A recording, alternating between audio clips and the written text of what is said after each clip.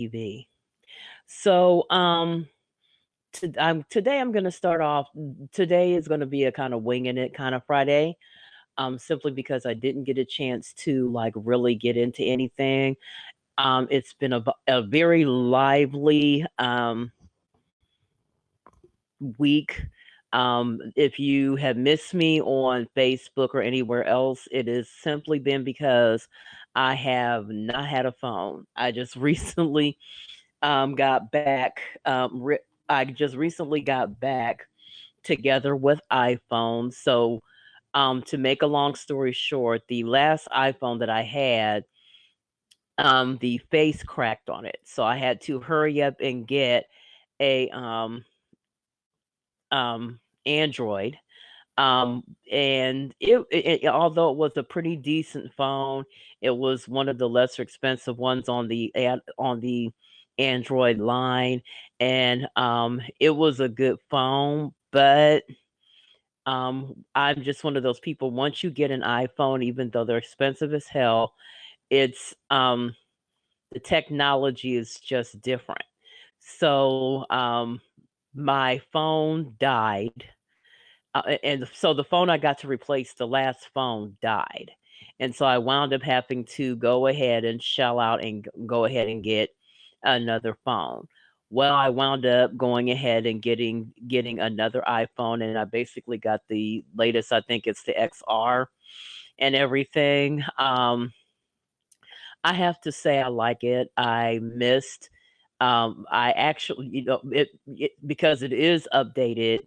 I have to say I just recently did one of the updates on it, and the updates are so much better on this particular phone, because before, if you've ever had an iPhone and did updates on them, they could take hours. you could be sitting somewhere, you could be sitting somewhere and trying to update it, and it can take like an hour or two. And now the newest, the one that I have, I got it done in less than 45 minutes. So that much I love already. Than it has more space. They are giving it more space. One of the things I asked the young man was, I'm like, I am a vlogger. I do internet ministry, so I need a lot of storage, because a lot of the apps that I use in order to do lives and I was taking pictures like crazy and doing lives and going to concerts and doing lives and keeping all of that stuff and posting it on all of my different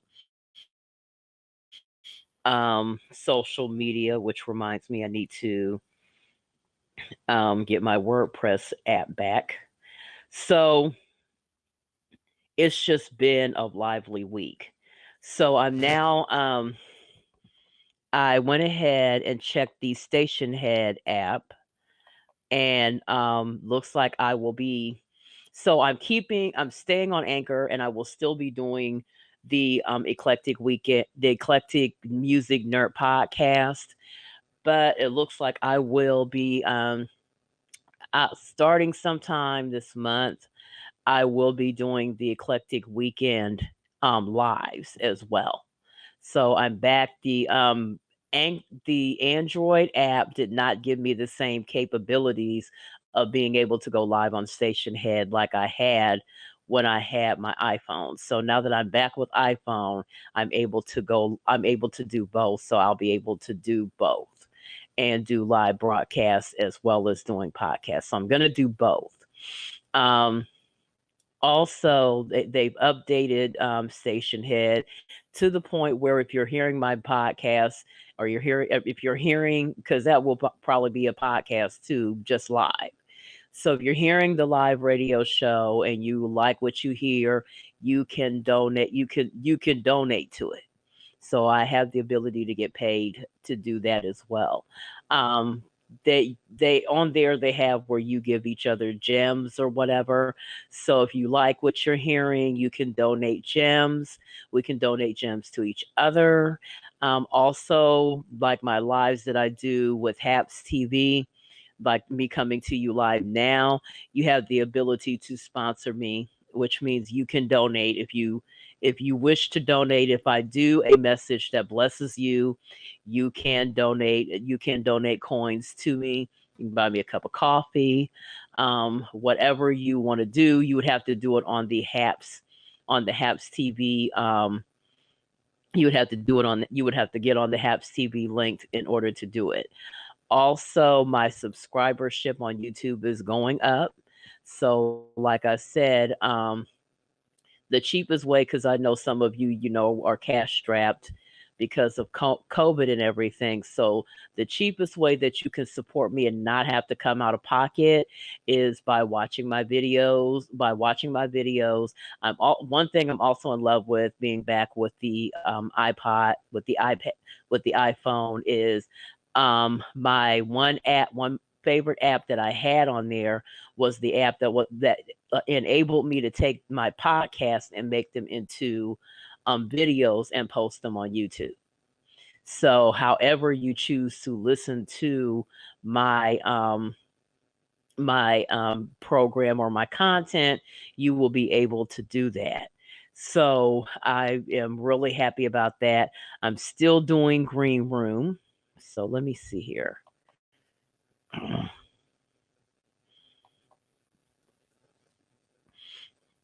So one thing I'm trying to do is because right now I'm coming to you from my laptop. I'm trying to see if Station Head is going to give me listen on my laptop abilities. If it is, then I can go ahead and do my radio show from my laptop instead of trying to run it through my iPhone like I was before. So if I can do that, we got a made in the shade. And like I said, I won't do those. I may do those maybe every 2 weeks instead of every Friday night like I was doing. I am sorry about not being able to do the Jim Jones locks versus I didn't even get a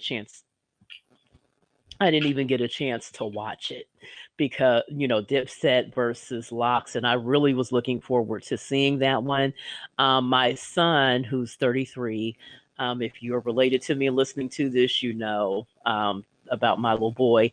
So my son used to be a big Dipset fan. He used to buy their music and listen to it and everything. Um, little little graphic for my taste at that time. I was really, really in church. So I really, really wasn't listening to that type of music. But many of you know Jim Jones, one of the members of Dipset from Love and Hip Hop. So, hopefully you guys were able to go on and watch and show them some love. So I will still continue to do dedic- I will still continue to dedicate shows to the verses. I may do live. If depending on when they come on, those I may do live because they're just a little bit easier to do live. But we're gonna see. I'm not going. I'm not gonna. I'm not going to say one way or the other, but like I said, I'm back with my favorite app. So I'm able to, like when I do my movie reviews, book reviews, or anything else, I'm able to go ahead and convert those particular podcasts to video and post them on YouTube so that you can hear me on YouTube and everything else. Um, Okay, looks like my internet is trying to go back and forth on me. So now that I've gotten that together, I'm going to try to be a little more organized going into August. I still haven't figured out my theme yet for this month after last month's celebration of the year of my birth.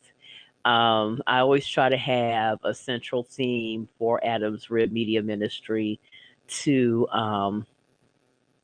uh, one thing that just came to me is um, the word delta. So I'm gonna run.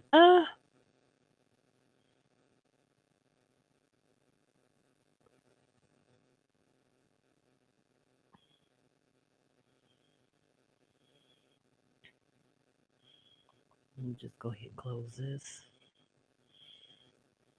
Can you hear me? And I think you can. It's saying that my connection is lost. Well, I don't see it. We're still connected. Let me refresh the.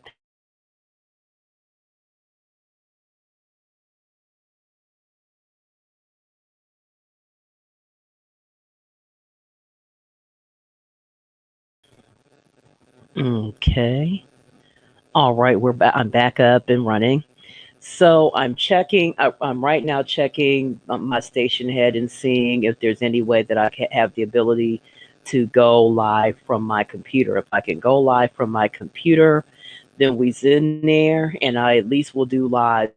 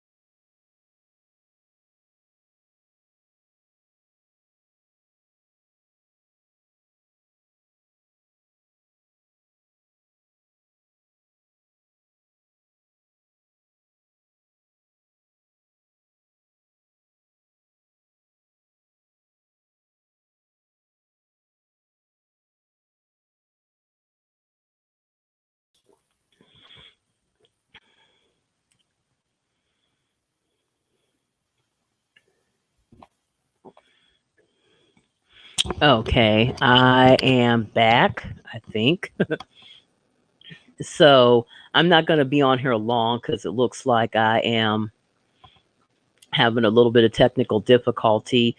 Since I am now working, I will be able to update some of my software so that I won't have all these really, really shaky internet connections going on. Anyway, I also want to discuss a few things that were on my mind today. So, you know that I talk about women's rights issues a lot. And so, one of the things that has one of the things that has kind of been on my heart was I saw this movie not too long ago, and I have not done a review on it yet. It's really a bit of a social commentary.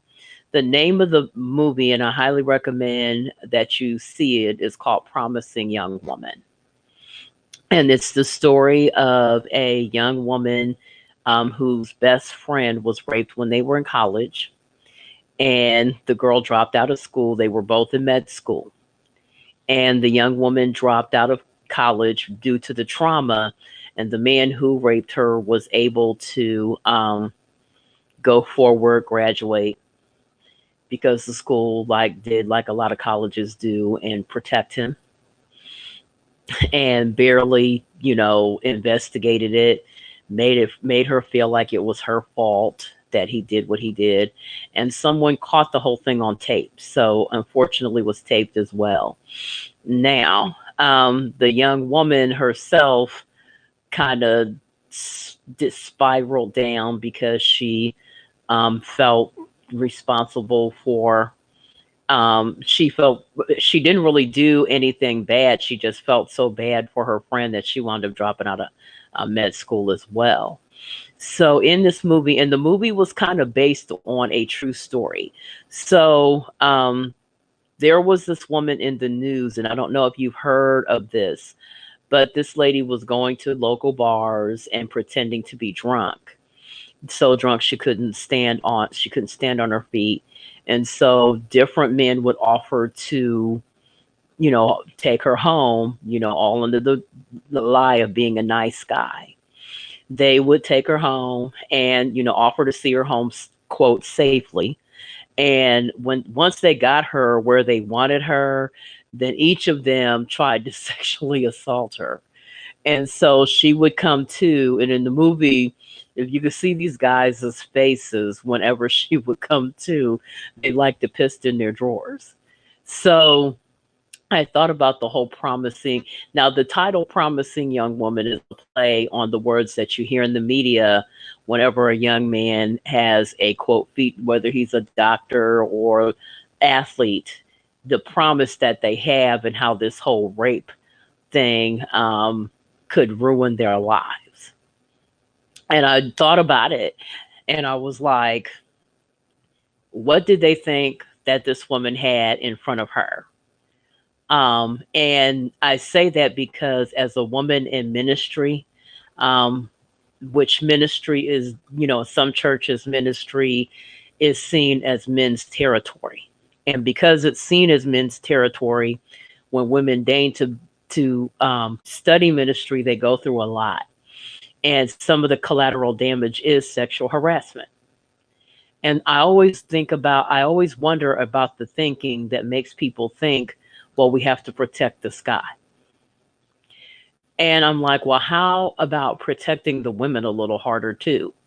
Like nowadays, and really even in the past, but nowadays, women are just as likely to be in school to study for a promising career, to be pursuing a calling, and be trying to better their life and the lives of others, because every time a woman graduates college and is able to go into a fulfilling career, she is able to be a blessing to other people, and so it really bothers me when, due to rape culture, women's goals and objectives are played down as though protecting us is secondary. And I follow this women's rights page, and they talked about the fact that men fear gold diggers and being, somebody trying to stick them with a kid and this, that, and the other, while women are concerned about being raped and killed, being murdered. Um, and the single biggest threat to us is the men that we date, the men that we are, the men that we submit to, who have authority over us, our bosses, our pastors, in some cases, even fathers and husbands, right? So I've been looking at these blog posts. I've been looking at these YouTube videos where there's different ones, especially Black women, that are talking about divesting.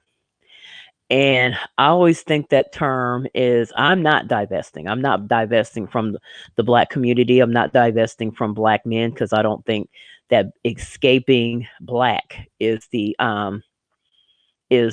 issue. And I don't think that it's the answer. I really don't. And I'm not saying it in some we need each other type of way, because I see men play on our sympathies with that mess all the time. I'm just saying I don't think that the answer is because being Black is not the problem. And as Black folks, we have to face the fact that we have had several, we've had a few centuries worth of brainwashing that has taught us that our skin color is the problem. Your skin color ain't the problem. People's attitudes about your skin color are the problem. People's attitudes about the way you look are the problem. I thought about that this week and I said, you know what?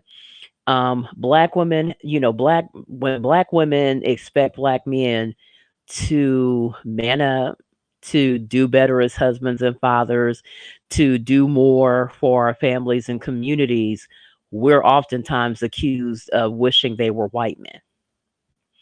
And I always think that's interesting, because out of everything that I have ever asked for out of Black men, not once have I asked a Black man to change his physical appearance in order to be more like a white man. Not once. And I remember last week when I talked about these men who made up outside the community, and I said, you are still raising a half black daughter. And how she feels about being a woman of color is going to depend a lot on how you teach her to feel about being a woman of color. How she feels about her looks, her nose, her lips, her hips, her fingertips is going to depend a lot on how you treat her. Okay. One of my favorite rappers from the 90s is Lil Kim, and there's been a topic of discussion about Lil Kim and her changing physical appearance. And one of the things that she's quoted as talking about is how she never felt attractive, and how, her own father made her feel unattractive. How that how that woman of color that you are raising feels about herself as a woman depends a great deal on you. Yes, mothers do have a role to play, but you as a man, because if she's a straight woman, well, if she's a gay woman, but right now I'm talking about heterosexual women, how she feels inside of a relationship and the types of men that you normalize for her is going to have a large role in the type of men she picks to get together with.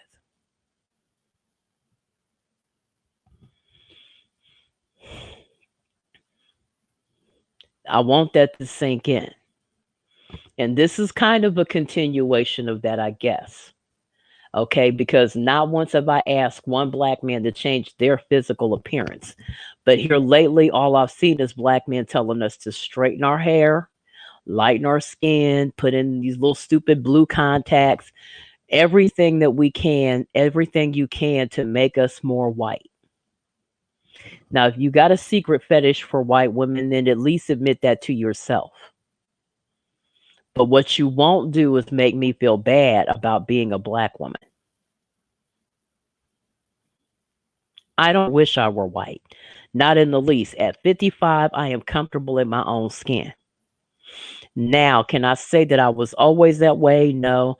If you ever have a chance to look at Whoopi Goldberg's first one woman show, in it, there's a little black girl that she plays a little black girl and she has a towel on her head, and the towel symbolizes long flowing hair.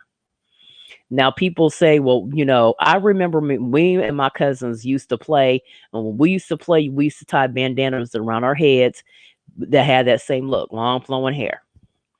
And so people say, well, did you wish you were white? And I'm like, I don't think that was it.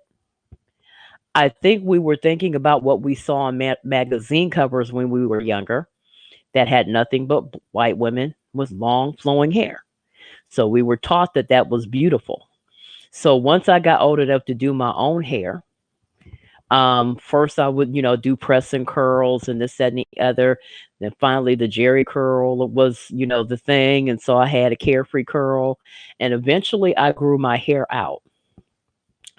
And now it's where like it is now, natural. It's on natural state. But I remember, but one thing that I lucked out on is that I was a child of the 70s. So I got a chance to experience Black is Beautiful Part 1, 1.0, when we were doing the froze.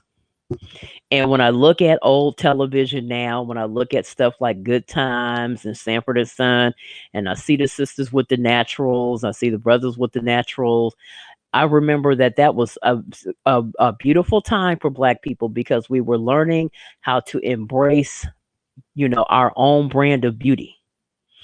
And I see people now look at those old shows and they see people like Esther Roll. And there's something so regal about seeing a Black woman with her own hair, no wigs, no processes, just our hair. When we have our hair tied up in the the roll, the turbans and everything. There's something so regal about when we dress in such a way that accentuates our best features. And so when I hear Black men constantly ragging on us about straighten your hair and do all this other stuff, like I said before, you are raising, whatever color woman you mate with, that child still have Black. And how that child feels about themselves Black is going to depend on you as her father, especially a girl. How that girl feels about herself sexually is going to depend on what you teach her to feel about herself sexually. If you're constantly making her feel dirty, if you're constantly making her feel, if you don't learn how to teach her how to love herself, and I don't mean, no stuff like masturbation or anything, but how to feel good about herself and how to have a healthy sense of self so that nobody can come along and tear her down and drag her backwards. Okay. I just saw my daughter tonight, and I have to say, I'm very proud of my daughter. I saw my grandson. My daughter has stepchildren through my grandson's father. And so we got to see them and everything. And she's doing really well for herself. I'm proud of her. I thank God that I was never taught that a baby could ruin your life. How she feels about being a mother is going to depend on what messages you send to her about motherhood and what it means to be a parent. I thank God for those people who never made me feel as though being, and I meant to talk about this last week and didn't get a chance to talk about it this week either. Well, I've heard a lot of talk about single moms and whether or not single moms are wife material. I think single moms are as much wife material as they make themselves out to be. And if all and you have to think about the fact that, like I said, I thank God none of my uncles made us feel like we were unclean and like we were trash if we got pregnant out of wedlock. We still were treated with respect, and they didn't treat our kids like they were outcasts. Any children that they had, that were the consequence of any of us having a kid out of wedlock, they still loved them, and they still grandfathered them, and they still welcome the baby because they felt like it's not the baby's fault. So we have to start thinking about what we teach our young people about being mothers and fathers, how we teach them to think about romantic relationships. And like I said before, the problem is not your skin color. Never will be. The problem is other people's perception about your skin color, and how 300 to 400 years of somebody else's opinion about your skin color has really truly rubbed off. So you guys have a good weekend. Um, like I said before, I'm looking into all this technology to see what I can do about bringing back, the live broadcast at least every 2 weeks. Um, I always like to think of Eclectic Music Geek as my little history lesson. I'm discovering that I'm a bit of a history buff, especially when you're talking about music history. There are so many interesting things that when you dig into backgrounds. I just recently saw something on the Grunge channel where they talked about Rick James and his connection to Joni Mitchell and Neil Young. Well, he and Neil Young were both a part of the Minor Birds. And right before that, I had said, whether you know it or not, a lot of old rockers have a lot of respect for the funksters. There's a connection there. They have much respect. Some of them are bigger funk fans than some black folks. And it's because whether you know it or not, funk is the work of genius. That's why when I did my show on Eclectic Weekends, when I did funk, I said, if you ain't a funk fan, you got to hang up. You got to turn in your black card. And everybody threw their hat in the ring when it came to funk. It is a it we're whether you know it or not, we have brought forth some very genius musical mediums. I just saw here recently where they're doing, I don't know if it's a movie or if it's going to be a mini series on Wu-Tang Clan.